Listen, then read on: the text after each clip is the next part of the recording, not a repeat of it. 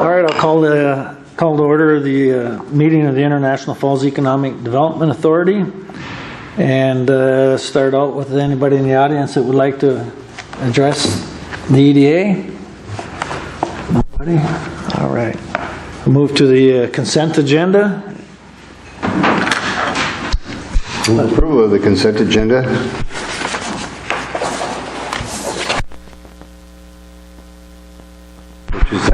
Which is the minutes of the meeting.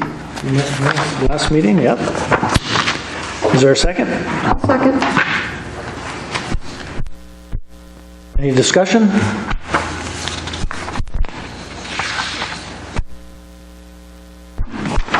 No discussion. I'll call for a vote. All those in favor signify by the sign. Aye. Those opposed? Motion carried. Next item on the agenda is the financial report, which you have in front of you. Your pleasure with that. Motion by Councillor Pearson there. Second. Motion and a second on financials. Any discussion? Call for the vote. All those in favor signify by the sign. Aye. Those opposed? Motion carried. 5 on the agenda is develop and approve a preliminary budget for Fund 208 and 404. And would that be the worksheets that we have here, City Administrator? Or? It is, Mr. Chair, and budget for the EDA is relatively straightforward. As I indicated at the council meeting, and perhaps the Budget and Finance Committee meeting, is that we need to have our various department budgets presented to the City Council, and the City Council needs to assemble all the various requests by department and other agencies and put that into a preliminary budget and develop a preliminary levy that has to be the Office of the State Auditor not later than September 30th. We are allowed by state law to reduce the levy request or the budget if we need to between September 30th and December, when we have to certify it to the state, but we can't increase it. So based on that reason, we try to do a pretty complete and thorough and budget that we're comfortable with at a preliminary level, because we have to understand that we can't increase it after that point. So EDA budgets are very, I guess I would use the term sparse. We don't have any personnel costs assigned to it. It's involved in, there's some in and out expenses for the Voyageurs National Park lease, and a lot of that is managed by a trust agreement with U.S. Bank. So basically the only line items that we discussed in the past are shown on, I guess there isn't a page number here, it'd be the second page of the budget stuff. You can see about midway down the page for the object code 2000, which is called Office Supplies and Expense. For 2017 we budgeted $725.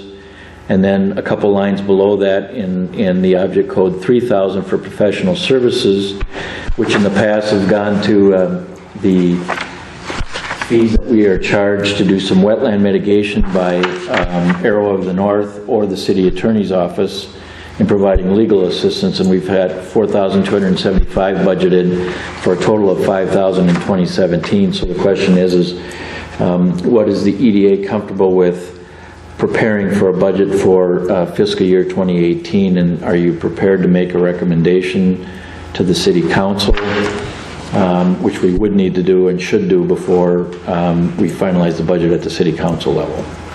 So we can do that at this meeting, or if you want to have some more time to think about it, and when you have your other two members present, we can hold off, whatever is your pleasure. Sure, or not? Yeah.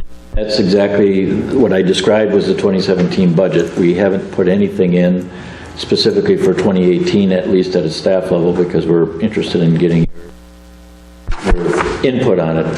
Now, I will say that Tricia is here from the Chamber of Commerce, and I just briefly mentioned at the Budget and Finance Committee meeting that she would be here today, and we had met with the Executive Committee of the Chamber of Commerce previously to talk about what the EDA's interests are in terms of how the Chamber of Commerce can participate in economic development or redevelopment, business promotion, marketing for the community. And so we really haven't come to any conclusion or finality as to how that might work. I asked her to come to this meeting because I think we had talked about having the executive committee of the chamber at the next EDA meeting, and I think it was their understanding that they would be at our budget and finance committee meeting today at 2 o'clock, and obviously so there was a little bit of a miscommunication there. So I asked Tricia to come and just have some conversation with us about when you'd be comfortable as an EDA setting up a meeting that we can have, again, some more direct contact and communication and dialogue about how we craft the chamber contract to meet the needs that you see as an EDA for economic development and redevelopment activities, and then how that fits into the overall city budget. So we can talk about having a special meeting, and I'm bringing that up now because you may want to, before you finalize a recommendation of the city council on your budget, if there's something that would affect our EDA budget, with the chamber on something, we can hold off on doing that. Mr. President, City Administrator, I'm probably the only one, but maybe I'm getting confused here. I guess I thought at the budget meeting that was held back in July, I believe it was, the discussion was to have some communication with the chamber with regard to economic development, but I didn't think it was to get into their budget, because the budget is actually a city budget. I mean, we're not looking to take and finance their budget out of the EDA or approve it, but just to have a discussion with them or communications with them with regard to how we work together on economic development. That's correct, Mr. President. That is correct, and I'm just suggesting that because my impression was that the EDA and the council members wanted to revisit our relationship with the chamber and what they do on a contract basis to the city.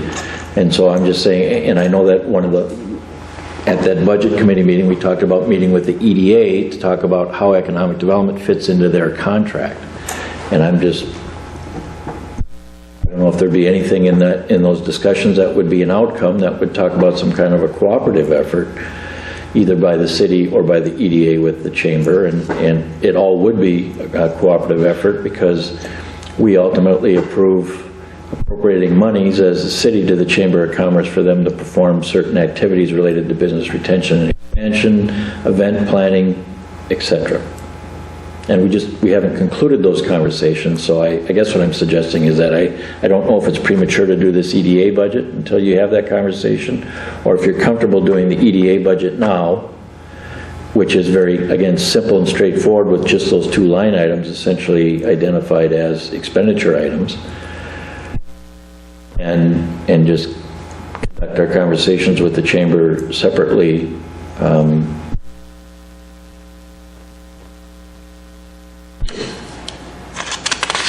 I think we should have a special meeting for that, because I think that the conversation was pressured because everybody was here.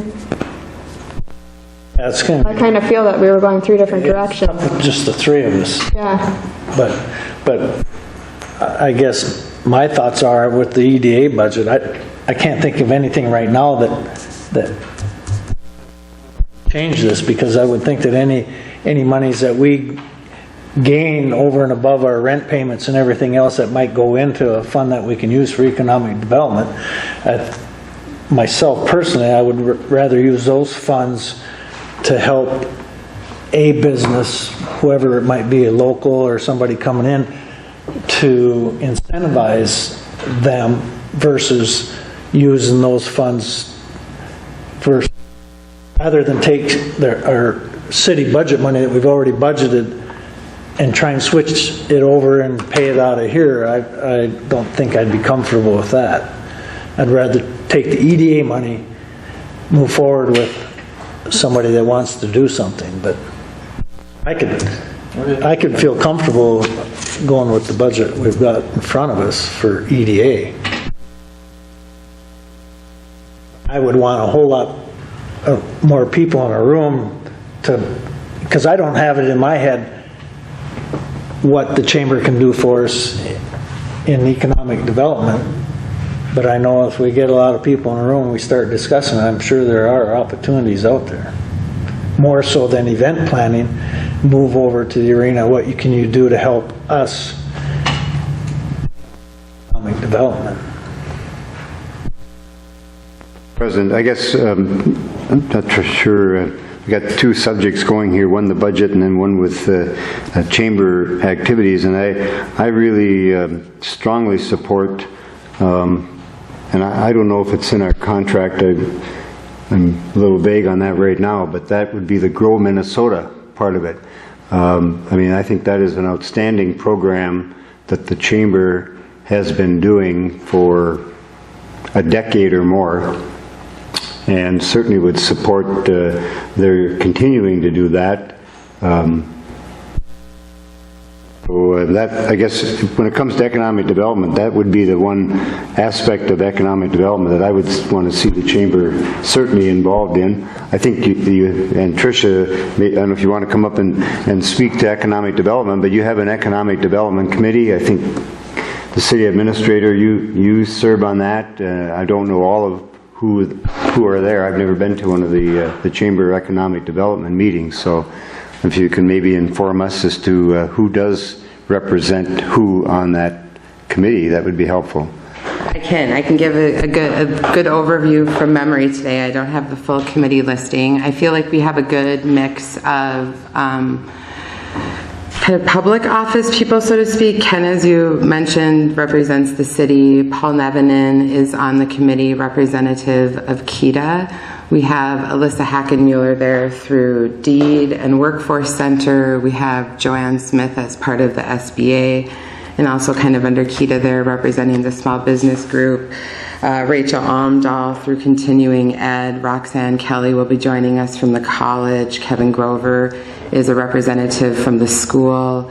And we've really been working in these last few months to kind of round out and get a broader private sector representation to mix in with kind of our initiatives and our discussions as we move forward of what we want to do there. We have Steph Henlin, Britta Lofgren from the Rainy Lake Medical Center.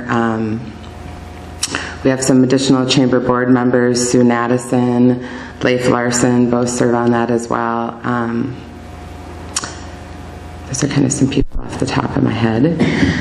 So I think that in regards to the chamber and the EDA, some of the confusion today is we're kind of in a holding pattern of presenting our contract request, budget request, contract request, service request to the city.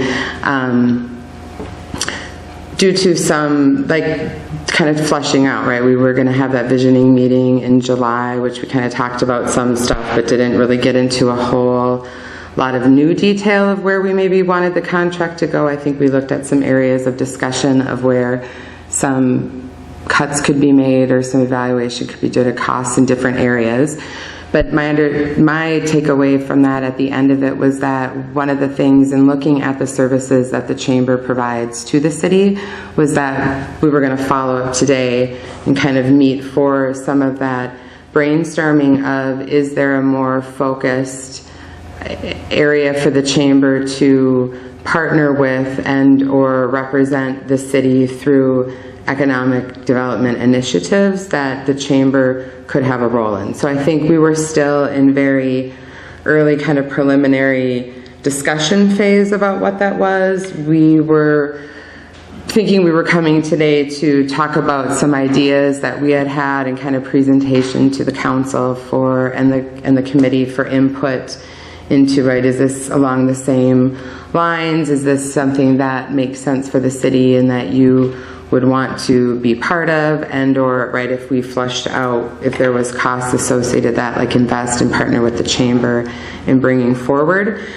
So I think when there was just the confusion on the meeting. I think we were just kind of wondering where in your budget process and when we would be able to kind of firm up where we go next. So they are two, but they kind of overlap. So there's our traditional contract for services, which we've had in place for a few years, and I think, right, the numbers have fluctuated from time to time, and that's where we were looking at that to, again, kind of see where could we trim or make suggestions on how that could in any way be less. But I didn't know if there was kind of a new area of services being explored for addition into that. So it wasn't in regards to chamber budget, it was really in regards to kind of our contract proposal, total to the city of, are we adding in, kind of adding in, replacing any services or costs to realign or adjust to add in any additional activity specific to. Well, Mr. President, I guess I was not thinking of any additional areas that we might get into. I think the two areas I think that were maybe questioned, value, both value and, is it something that the city should be putting forth taxpayer dollars for, were in the area of the, I think, retail development, I guess maybe I'd call them, and that was the Diva Days and the one that was just held in July. Crazy Days? Crazy Days? Crazy Days, thank you. Those two, I think, were questioned whether or not, certainly there's no question about Icebox Days as much a community event. We need to be supporting that in the ways that we're doing it. I think the Lunch and Learn been very, very good. Very valuable to members of the community. I don't remember all the aspects of the contract or all the pieces of the contract, but there's I think all of the rest of those were of good value, but I just think there was a couple that were under question. Right. That's what I had. Yep, that's exactly where I was coming from, is,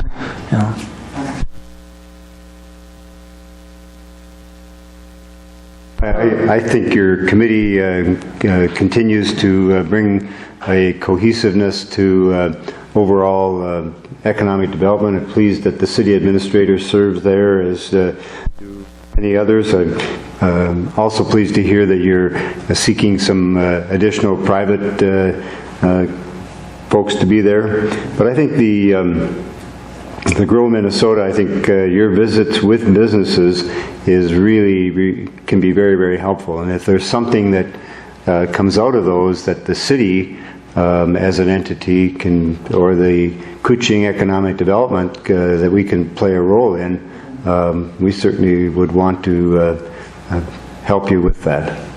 Absolutely, and we had discussed at that budget and finance meeting as well, when we talked about Grow Minnesota very briefly, about Brian participating as your economic development chair, kind of representative in those meetings with us this fall, as they're scheduled and happening too. So that's still absolutely on our radar. And I would look forward to that too. Wonderful. Yeah. And being Bob brought up where you're meeting with the businesses, I guess in my mind, I would hope that you're talking to them to find out what their needs are, so far as how the city or the EDA could help them, and bring that information back to us. That to me is worthwhile to spend taxpayers' dollars on, that you're gathering that kind of information to bring to this board and to help us make decisions on how we spend any money that we might. Right. Yeah, that valuable data to share, we definitely will with the city as that comes in through those. And just kind of on that note, off to the side as well, as we've been talking with representatives from the Minnesota State Chamber and their Grow Minnesota division about asking them to help us suss out data from that program over the last few years, specific to, if not our results, could they help quantify that for us from what they do with that on their side, or even just regionally a little bit more to help kind of show the value to businesses through those meetings of where, what is the outcome at different points of the time that they give to get in the data that they share to participate in that program. So we hope to have that come. We've got our next couple lunch and learns are related to some stuff happening like with the new provost and the school referendum, but that's when we hope before the end of the year to be able to bring as well to the community to kind of all the data that's been out there and gathered lately, right? How do we start to lump that all up and move forward with it? So I think that definitely, as the chamber sorting through those pieces, things that are ours we would, take and move forward with, and things that are city we would absolutely flag and share and present and ask, city assistance as an option.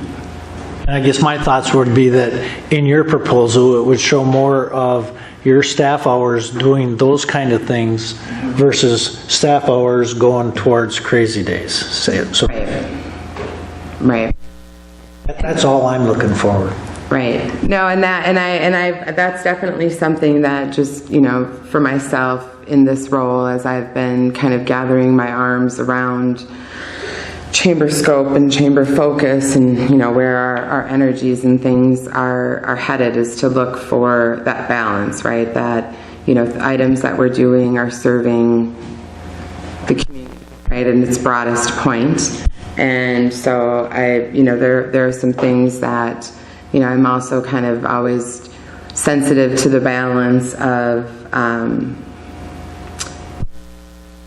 vision, maybe is the gentle word that people hold strong to, of, right, what's done is done, but doing that with intention is, I guess, always my focus. So that there's an evaluation and we continue to exert energy and resources into things that move us forward, and make sure that that's where really we're always putting that. So if it still does, and we look at it and we say, yes, these are items and activities that serve our membership base and or our broader business community, then those are items that, right, I would want to see us continue with. And if they don't, then we have to look at restructuring or changing where that's going, because, right, resources are always limited for every organization, both time and money.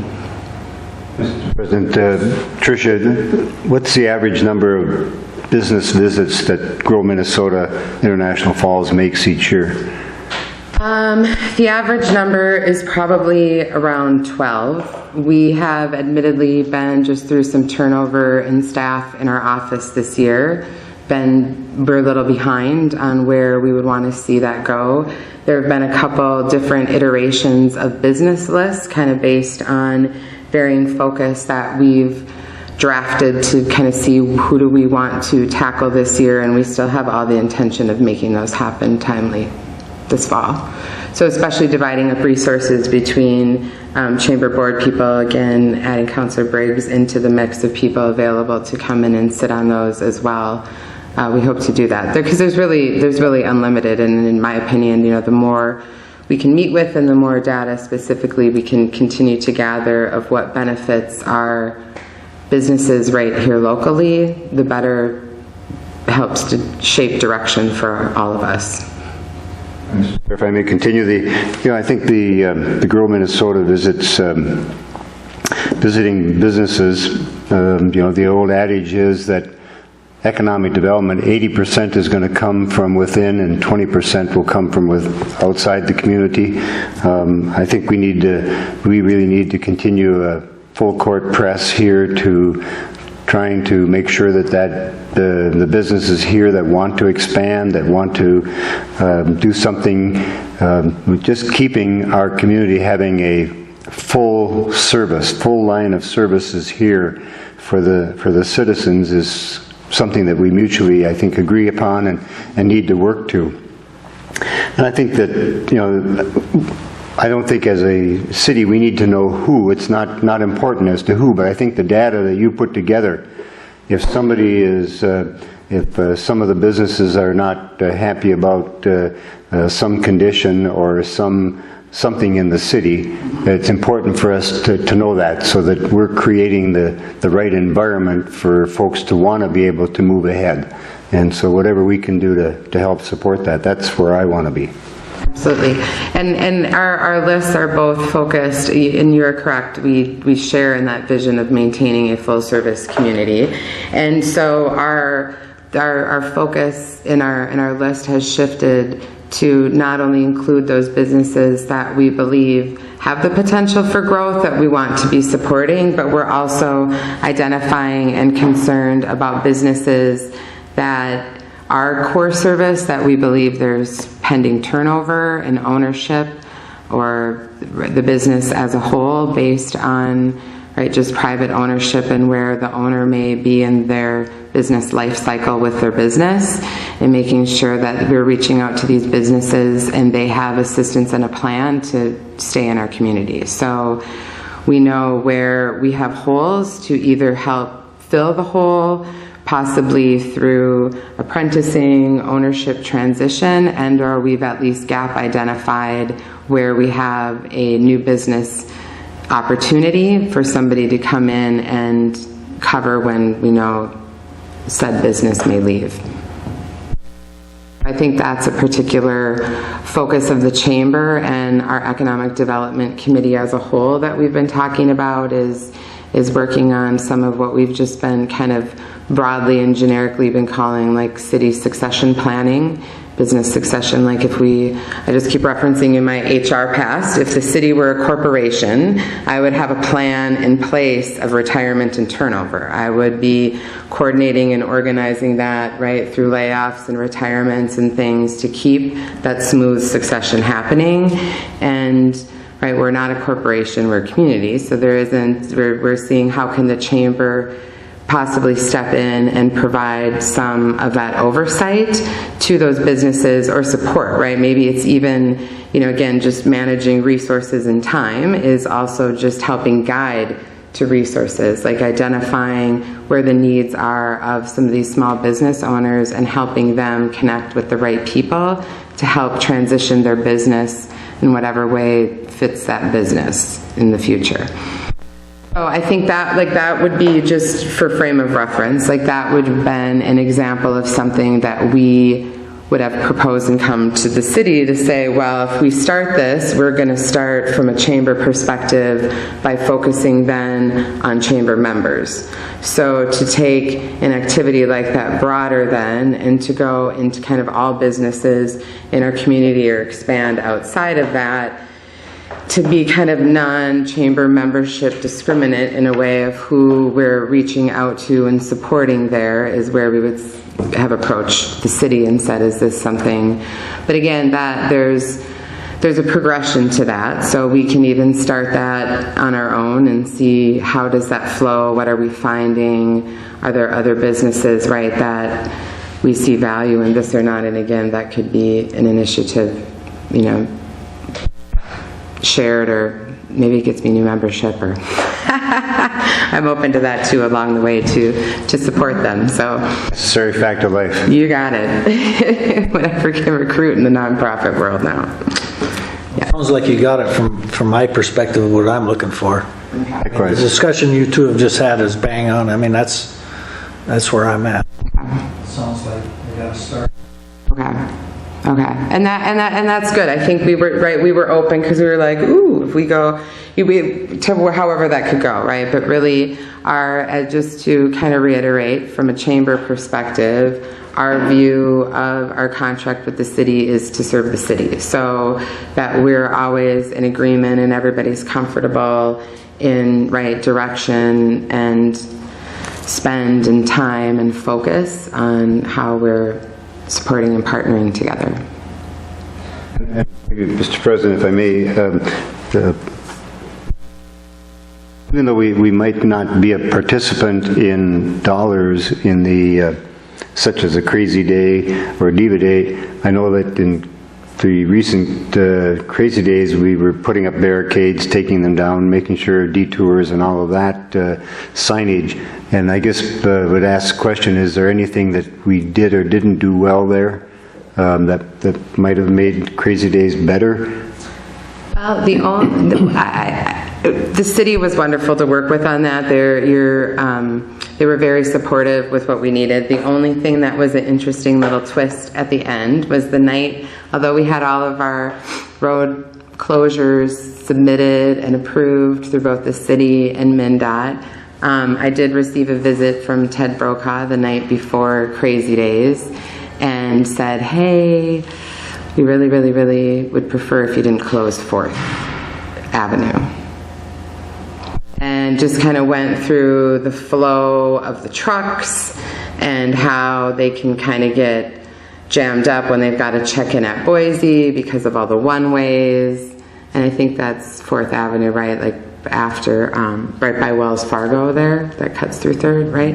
In Wells Fargo and the sports shop. Yeah, so that was, we had looked at this expanded second city block downtown this year, and there were a few things that, right, in the lessons learned, we kind of learned about how that did or didn't maybe work, but one of the things that really didn't work with the flow was, you know, I conceded and said, okay, fine, we'll work around that. If that's really what's in the best interest, we'll make it happen. We'll try it anyway.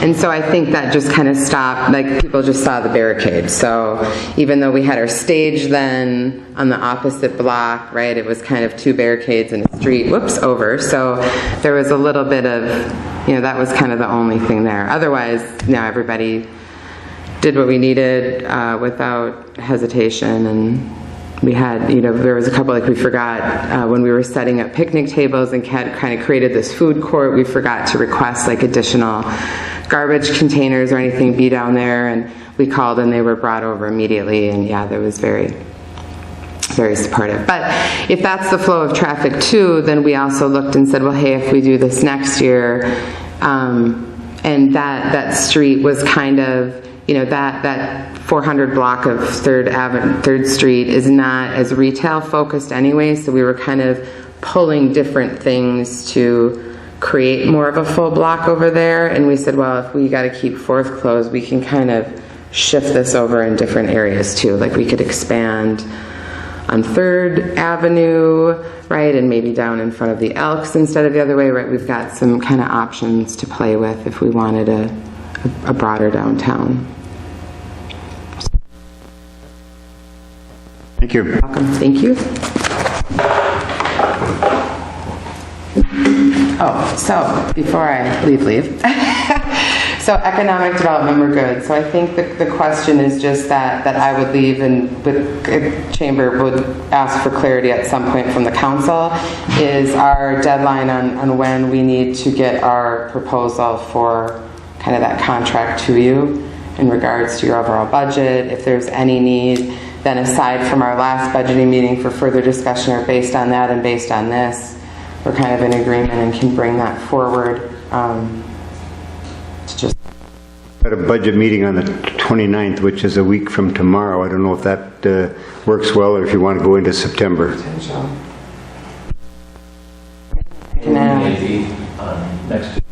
Next Tuesday? A special Probably city council 8:30. meeting, which would be short, and then Probably 8:30 would be budget committee. Okay. I'll double check and see if we can be there. I'll follow up with Ken tomorrow. Otherwise, we can see what your earliest meeting is. He hasn't put the That's too agenda rushed. together. Yeah, we can do it on, will we have one more after that? I'm sure we will have to have something where we have an explanation and look at the big pictures. Great, thank you. Back to the, Mr. President, back to the budget. I concur with you that I kind of want to stay where we were.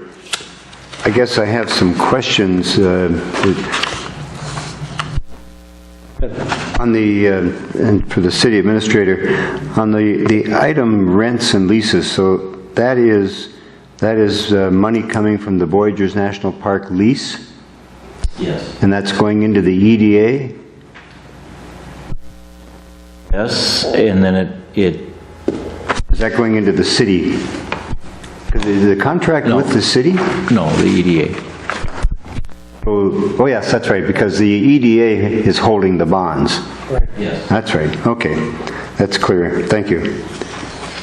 And if you look at the last page on the last sheet, you see transfers permanent. It's got transfers, there's money that gets transferred out. There was, some time ago, we had shown there's 6 different accounts that U.S. Bank manage or hold for us. There's 2 different reserve accounts. There's a debt service account. So the money comes into the EDA fund, it's transferred out and gets distributed various accounts that are held in trust by U.S. Bank to have appropriate operating reserve, a capital reserve, debt service payment. We have some monies that go to the city because the city has a separate agreement to maintain the property. That particular revenue, cost of living, this price index, which is calculated in March or April, and we had a discussion where we laid out a flow chart with the EDA. It was probably over a year ago.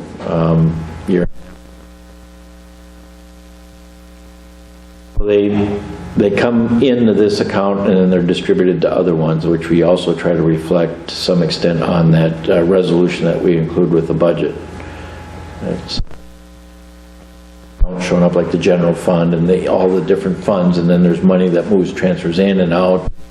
It was crafted actually before my time in principal part by Councilor Jacksa when she wanted to be more transparent about how all these monies work. All that in that same format. So the monies from that lease some goes to the city by transfer? Money that is paid for maintenance? It's about $257,000 a year. It started out at $243,000 and then it escalates each year depending on what the cost of living is with as calculated by the Consumer Price Index by the Bureau of Labor. And that money, and we, on maintenance, snow removal, whatever maintenance kinds of things, we have not been spending as much as we've been receiving, so we hold that in reserve and sufficient funds when it comes time to, funds are there to pay for when siding has to be replaced, if the carpet on the inside or repainting has to be done on the inside, if re-roofing, there's some major capital expenditures that when the project gets to be about 20 years old are going to need replacement, and that's what the operating reserve and the capital reserve is for. But we've been also accruing excess money in this operations and maintenance account, which on maintenance, landscaping. President, City Administrator, having read that contract, it seems to me that there's like every 5 years there's kind of a major renovation of the facility. That's at least that's what the contract calls for now. I don't know how much activity, and maybe it's not getting worn down at all enough to make changes in the carpeting, but I guess that's something that the staff out there has to determine with the city. And just, I do remember having those timelines in the contract that we need to be prepared to have the funds for that. I think that is correct, but I do know that there was some changes. I think the original version, or one of the early versions of the agreement, required that everything be done on a scheduled basis like that, but there was either a final version or a revision to it that left it somewhat discretionary, and I think it was at the necessarily have to replace all the carpet in the whole building if you just get, cracks, the main entrance and the meeting room and into the reception desk and stuff that need to replace. You wouldn't do everything just because it said do it in 5 years or do it in 7 years. So there was attitude in when that started. Visit that issue if we have to look at it. Further, Mr. Chair, Mr. President, on a separate subject, City Administrator, on the wetland issue now, those are all with the city, then they were being paid for out of an EDA fund, which gets confusing to me. I'm not sure if that's a fund under this, or if it's just a term that's used, an economic development fund, and ED fund maybe it is, because we had the project with Miggins, and are we completed on that now too? Some of the initial expenses for the Miggins property acquisition for wetland credits was financed through the Economic Development Fund under professional services. And there was monies budgeted going back to 2012 or 2013 that got carried over and got carried over and got carried over for the actual acquisition of the property. And that was $112,000. And then there was another $20,000 that was set aside to cover legal and professional services expenses for aero surveying to do work out there and coordinate with the Corps of Engineers and everybody to get the wetland issues resolved. So there were some expenditures up front on the professional services side, and then at some point, and I believe it was last spring, a year ago last spring, the EDA made a decision that they wanted the property conveyed and put into the city's name.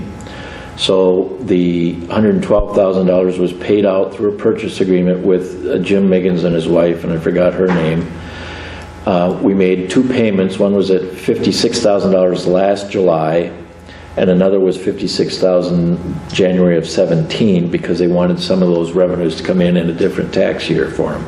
So we agreed to do that. But the property was conveyed to the city, and the funds were taken out of this. What was remaining in this fund, those monies that had been carried in reserve for many years, going back to at least 13, were transferred over so the city could make the acquisition with the same money. So, Mr. President, I think as I researched those, it seemed that those dollars originally came from the city, were transferred over to the EDA.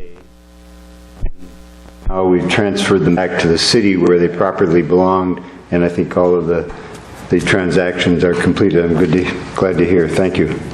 And Mr. City Administrator, I'm guessing that minus 53,000 under monies from prior years is probably the payoff for that?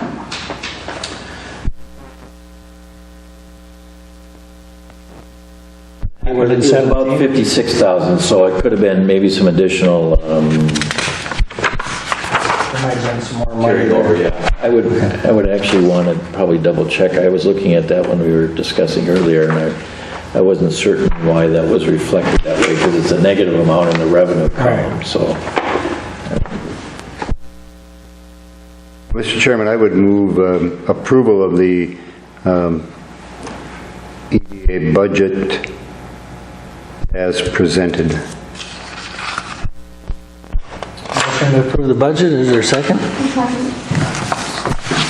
Second to approve the preliminary 18 budget. Any more discussion? Not. Those in favor signify by the sign. Aye. Those opposed? Motion carried. On to item number 6, the review of the draft TIF and tax abatement policies to be available at the meeting. and they're not. So, but I did want to just give you a verbal update. And I did indicate it was board information or action. And I set up a meeting with Joe Mershon, and we talked briefly, well, for some time about where we were at with the project. And at the last EDA meeting, I believe it was, is I indicated that I thought it would be appropriate for the city and the Economic Development Authority to have a tax abatement policy as well as a tax increment financing policy that would just lay out the public purposes for, and perhaps some of the criteria for why we would provide financial assistance to another business enterprise. Typically that would be increasing the tax base, increasing jobs in the community, job creation, upgrading or elimination of slums and blight, things of that nature. So I developed a tax increment financing policy in another city, it was 20 years ago. I contacted that city to try and get a copy of it. They said, we don't have any policy, so they don't even know that they have And it just shows you what happens when people come and go. There's more than just the people that come and go. So they said they don't even have one. But I have examples from St. Cloud, Northfield, St. Louis County, and I want to draft one, and I had hoped to have it ready for this meeting, and with the budget stuff and everything, and I was gone for a couple of days. I don't have it done, but I still think it's important, and so I wanted to be transparent and clear with Joe, is that, we were trying to put that information together, and then you typically would have an application form so that somebody would apply for assistance. You'd know what that assistance was going for and why they need it. That's particularly important with tax increment. You can't provide tax increment financing unless you can make a but-for finding, meaning that the project would not go forward but for the use of tax increment. And then it can only be used for certain eligible expenses, which is generally anything in the ground: sewer, water, road improvements, land acquisition, land right down on the interest rate could be used. So that's why it's helpful to have a policy that lay out what the EDA and the city would be willing to provide assistance for. And I think it's prudent public policy to have that. And so in my conversations with Joe, the reason why I'm bringing this up is I had specific questions about where we were at with the Granite Digital Realty project. And there was numbers thrown around initially of about a $100 million project. It's been refined to be about $76.5 million, with about $5 million on the building. And so I wanted to know how firm the $5 million number was on the building, because if it's higher or lower, it's going to affect how much abatement is going to be received. We also had a discussion about how much assistance they really thought they needed from the city for the project. There was some discussion about providing curb and gutter, relocating a water line, doing a sewer and water hookup from the main line that's out in the street in front into the building. And so we had some conversation about that, and the outcome of our conversation was that it was probably premature to decide how much assistance they needed from the city, because it was unclear as to how much their building would be valued at. In their conversations with HPE, they were talking a number of about $6.5 to $8 million. So then I would say, well, if that's the case, then we're going to have more revenues generated from the project, and then more costs could be supported from tax abatement if we needed to. And he said, well, that's true, but we talked to the county assessor, and he said he would value it at $5 million. And it's supposed to be between 90 and 105% of what our project's worth. So I think at the end, Joe agreed with me that the costs were still a little bit conceptual and not firmed up, and that it would be better to just hold off and wait to actually firm up the numbers, and then firm up what the abatement would be, because that will be needed as part of the development agreement that we need to execute between the tax abatement agreement and the business subsidy policy. So all of those things are kind of hinged somewhat based on what these numbers turn out like. So for that reason, I mean, we can still do the TIF policy and the TIF abatement, a tax increment financing policy and a tax abatement policy, but what those policies and what those application forms look like aren't necessarily going to be reflective about what we actually negotiate for in a development agreement for doing this project. So, and I did indicate that it would be my recommendation that there be a fee included with both of those, and he objected to that just because they were project, and I said that would be something that we would, and I understand. I think 20 years ago we were looking at a $5,000 fee for our tax increment financing policy, because when you hire an attorney or a consultant to do a tax increment financing plan, the city or the EDA or whoever the local government jurisdiction is has a cash outlay up front to prepare the plan so that you can enter into the development agreement and do the project. And what happens many times is that the developer will walk from the project after the city's expended the funds to create a policy, because they don't have a signed development agreement. And so the way to get around that is you have an application fee so that the developer helps offset the upfront expense, and it's not the city taxpayer that's being held or that loses for having spent money on professional services with no project to show for it. That makes sense. that's more than you probably needed to know right now, but I mean, that is the background and the rationale for the discussions that we had, and I'll be working on that as I can, and as soon as I can get something done and ready for you to review. President, City Administrator, we're not holding up anything with regard to the Granite Digital project by not having a developer's agreement. He indicated to me that they were in the process of marketing their private placement of $2 million, and the purpose for that $2 million private placement, which would be a Series A issue, would be for them to get monies to do the plans and specifications they need to do for architectural and engineering work on the building and design work on the details for it. So, and that would provide some of the information we need to see what the value of the building is going to be, and building versus what's going to be equipment and other things that won't be taxed. Thank you. Any other questions? Number 7 is correspondence on North Span. Did you want to talk about that? Other than it's just another piece of information I saw and I liked, and I just providing it for your general background information. It's just pointing out that there's some incentive programs and that they're important to creating funding or creating opportunities for economic development. And sometimes there's gaps where you need to do that. And I think most of you are familiar with what his company does because they were helping us with Voyage Forward. But I just saw that and thought I would provide it. I think I've seen some stuff in some of the other correspondence. I don't remember if it's Route 50 or in governing, but they're saying that maybe incentives aren't as important as some people have thought they were over the span of the last 20 years to actually doing projects. So. Well, I know they've helped out Sirius Aircraft. Yeah. And a couple of weeks when I was down there, I went over to go to the BX, which is in the middle. BX is no longer there. And I mean, it's amazing how many big buildings that they've built in the last 4 years. It's for that new jet. parking lot. They must have 1,000 employees right there because the parking lot is huge. I thought Boise had a big parking lot, but theirs is 2 times bigger. The interesting thing I saw is that I think there was some marketing pieces that DEED was sending out, and they provided some grant funds. I believe it was through the Minnesota Investment Fund for Cirrus to hire, I believe it was painters.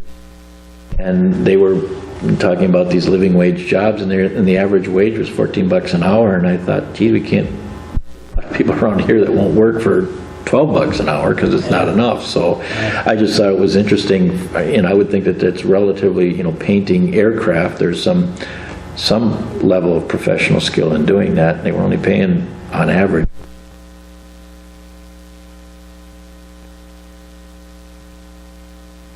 Anything else? Any other business? Adjourn. So move. We're adjourned.